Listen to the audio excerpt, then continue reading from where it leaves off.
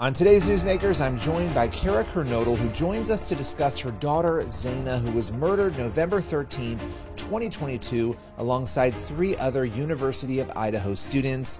She joins us to talk about her journey through grief, finding Christianity in the wake of it, and so much more. Cara has an incredible testimony of overcoming addiction and finding forgiveness. Now, this conversation was recorded about a week before Cara and other victims' family members went before a courtroom, and at Brian Kohberger, the convicted killer's sentencing, they addressed him directly.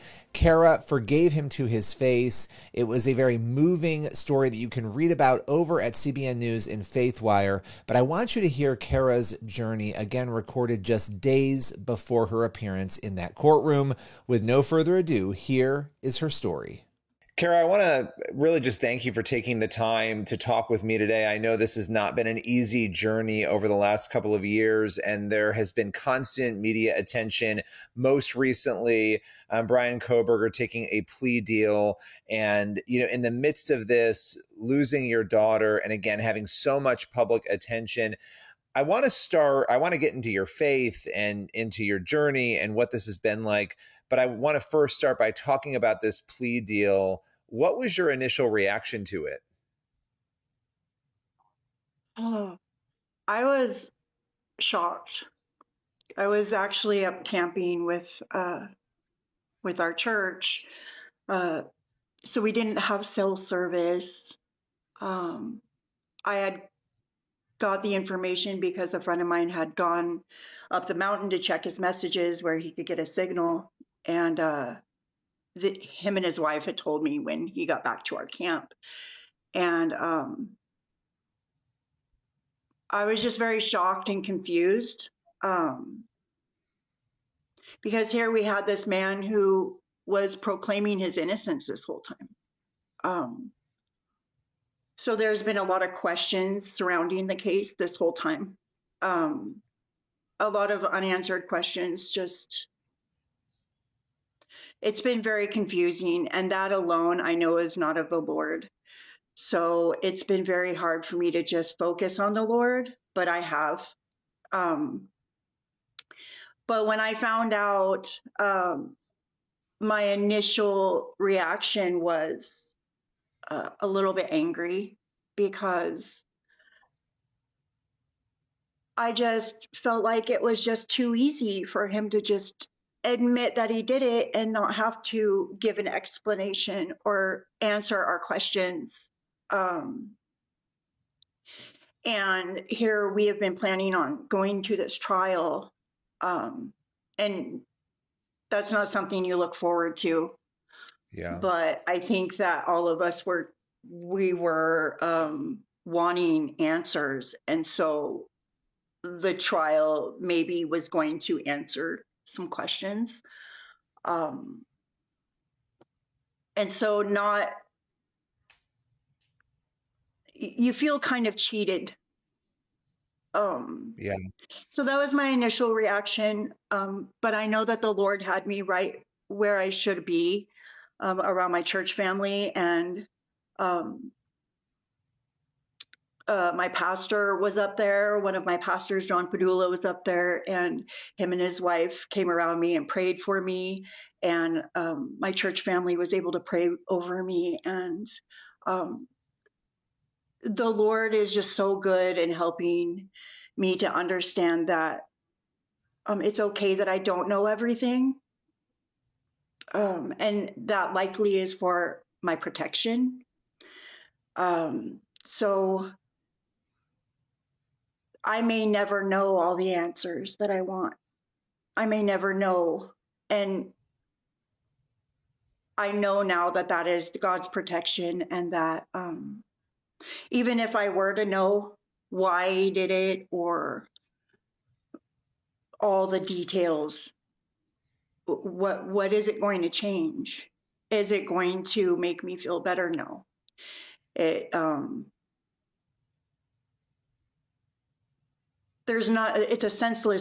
a senseless crime to take my beautiful daughter's life and her friends. And the more information we find out, the more questions we have. And there's never going to be a good enough reason for why it happened. There's never going to be a good reason for that. So I believe that if we are supposed to know, we will know. And seeing, I mean, the way that you spoke about this in other interviews, seeing the blessing in the midst of that, right? Coming to a place of understanding that protection you just talked about, as a parent, I can't imagine what you've been through, right? But what you're saying is so true. It doesn't change the end result, but if you are meant to know that, God will reveal that to you. You will find out if you're meant to know it. How have you navigated? I mean, you talked about your faith and being with your church community when this news came down recently. When you go back to when this first happened, where was your faith then? Where is your faith now? How has it sustained you through the unthinkable? I mean, when it happened, I was in a bad place. And bad went to worse after it happened. I wish I could say that was my aha moment, that is when I ran towards Christ, but I ran towards drugs and alcohol instead, and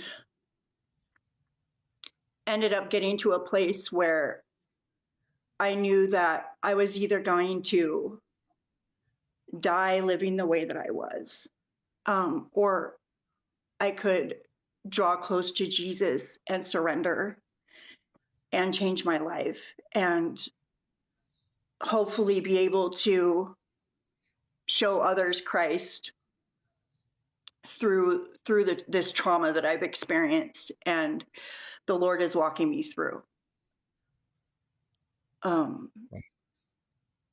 But I can't say enough how much the Lord has changed my life and how much peace He has given me through all of this. It's a constant battle. We battle not against flesh and blood, but against spiritual powers, spiritual wickedness. So when you really look at that and understand that this is a spiritual battle we're fighting, it really helps. Ephesians 6, right? It tells us right in Ephesians 6. Yeah, the armor absolutely. of God, right? Yeah. Yes. Can I ask you how long? So when Xana died, how long was it after that? You talked about going to this dark place that you did start running towards Jesus, and what was it that caused you to make that change? Because I think it's understandable that you would struggle in that way after such a horrific incident. But what was the time frame there? How long was it before you did find Christ? I think it was about a year, a little over a year. And I was arrested, and I had to spend time in jail for 10 months. Wow. And after that, I actually turned my life over to the Lord in a jail cell.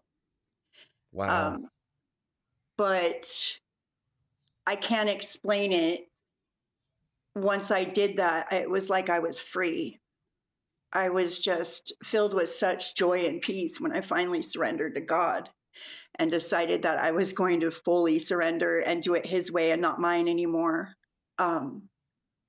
So I have a friend, Pastor Tim Remington, who has a faith-based recovery here in town in Coeur d'Alene. And I've known him for about 20 years. I went through his program 20 years ago.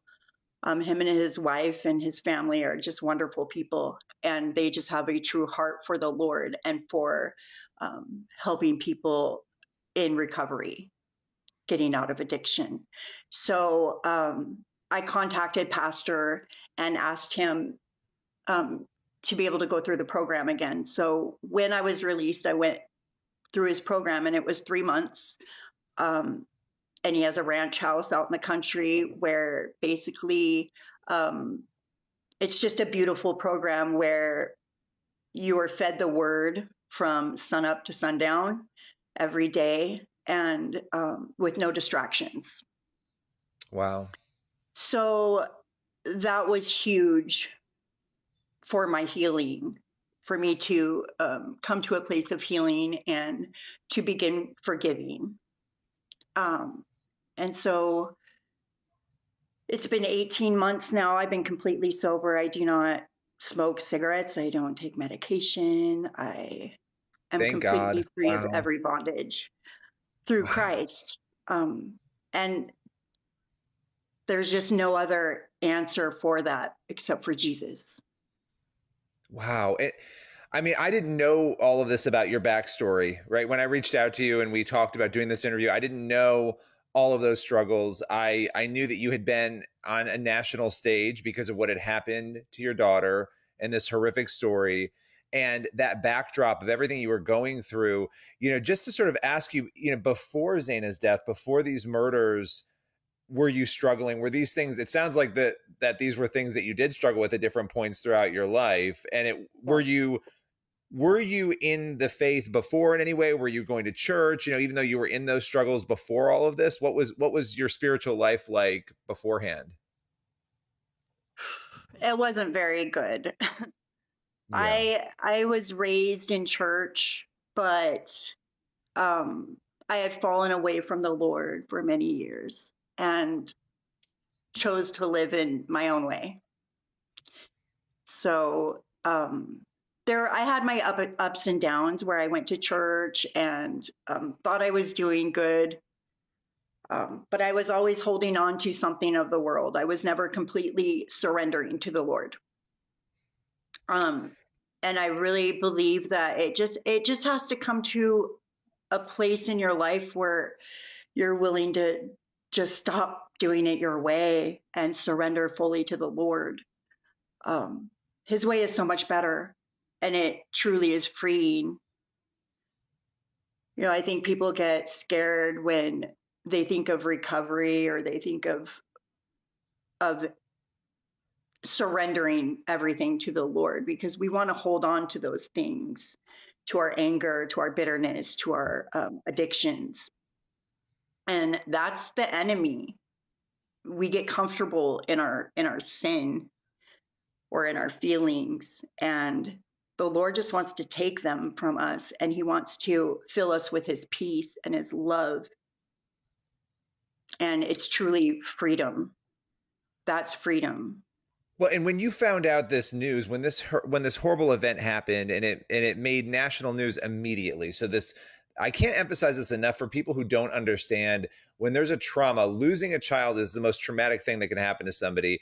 Having it be a murder, then having it be a national news story. There's so many layers of that, and here you are, your face, and I can't speak for you, but hearing this story, it's very moving because as an individual who already is having these struggles, you're faced with a couple of different options, and you ran the other way, sort of, back deeper into these issues, but then you find Jesus in this jail cell.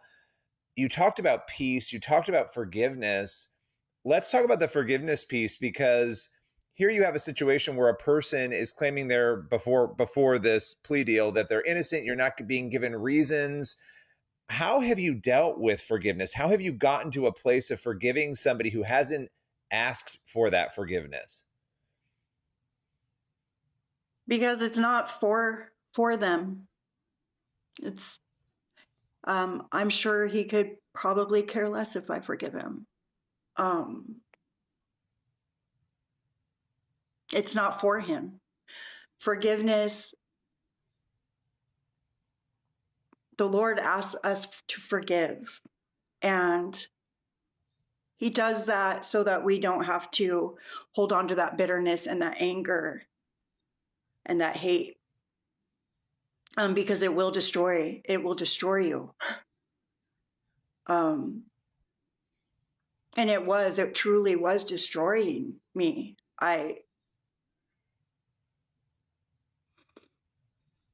It doesn't excuse what he did in any way. It doesn't excuse his actions. What it does is it releases me from that bondage of bitterness and anger and hatred Yeah. that is not of the Lord. That's how the enemy wins. The enemy wins when we hold on to those things, because he got you right Absolutely. where he wants you at that point. So to forgive is that's the hardest thing I've ever had to do. And I promise you, it was nothing in me. It was all Jesus. I knew I had to surrender that. I knew I had to in order to begin healing and to be forgiven of my sins. Yeah. Yeah, the measure of how we forgive others, when the Bible talks about being, judged by that same measure, that's very convicting and very scary to think about, because a lot of times we don't forgive people. And when you're in a position like you have been in, you know, your life has been totally changed on so many different levels. And, it's incredibly moving to hear you talk about your faith. What do you want people to know about your daughter? Because I feel like when these events happen, it's headlines in media, and people are being fed certain pieces of information and not the full story, and you lose the humanity of the person and the victims in the midst of that. What do you want people to know about her, and who she was and what she meant to you? Xana was amazing. Anybody who knew her can see that. Even people who didn't know her can see that. She lit up a room. She was funny. She could make you laugh. Um, she had a way of making everybody around her feel important and special. She was a true gift from the Lord from day one. Um, she loved her siblings and her family. She was just a great, great girl. And she would have done amazing things.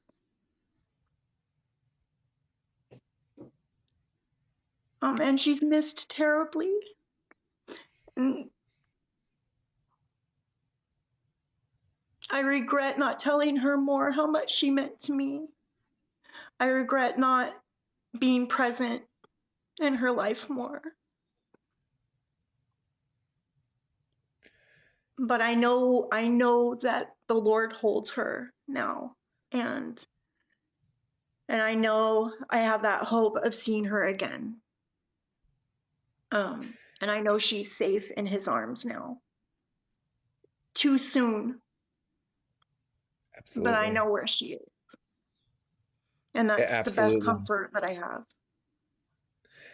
When you think about the moment that you in your jail cell accepted the Lord and what came next for you, because here you are, a lot of people would not do any interviews, they wouldn't speak out, they wouldn't share, and that would be understandable. You're sharing very openly not only the most traumatic event that has happened to you, your love for your daughter, and you're sharing your own journey, which is not easy to share. What has led you to be willing to do that and to so openly share that moment you had in the jail cell all the way through to this faith journey that you've been on now? Jesus, because people need to know that it is possible with Jesus to overcome addiction in the worst circumstances. And I'm proof of that. If I can just help one person see that no matter what you're going through, no matter what, it doesn't matter what your circumstances are, the Lord will, He will redeem you. He will break all those strongholds if you allow Him to. If you just surrender to Him, if you just give it to Him, He will walk you through anything. I used to think that wasn't possible. I would hear stories of people having radical changes in their life. And I used to think that's just never going to happen to me. I just thought it was like a fairy tale. But when it did, in the darkest time in my life, after my daughter had been murdered, and then I'm sitting in a jail. And I mean, life just couldn't get any worse at that point for me. I was so broken, and how the Lord can take you when you're so broken and make you whole again. So that's just what I want to share. I just want to share that with the world.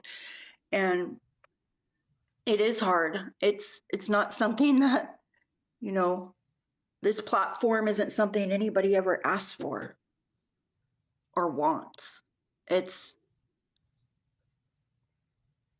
But if I can share Jesus with others through it, then that's what makes it worth it.